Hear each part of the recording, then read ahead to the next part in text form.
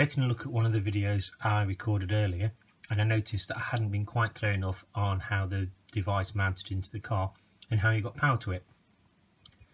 When I was looking at plugging all this in, there's obviously a USB port on the top of the device here, and immediately it's easy to go, okay, that's how it powers up. And in fact, if you take a USB cable, it will plug into it. And that is how you use it when you've not got it mounted in your car, if you want to plug it into your PC or you want to charge it from a USB adapter.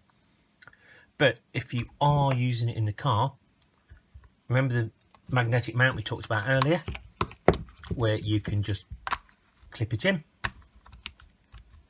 and if I get it that way up and pull it out again.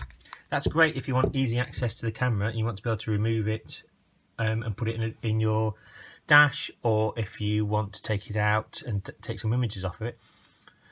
But that's not so convenient if you are also having to keep unplugging and plugging this. So they thought about that. If you take a look at either the mounts, whether you've got the sucker one on or the 3M one we looked at earlier, you'll notice in the side here there's a small USB port.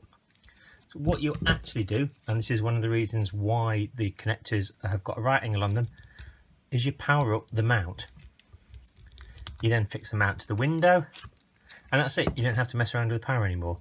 You are just taking your camera and connecting it in to the magnetic connector and take it out again.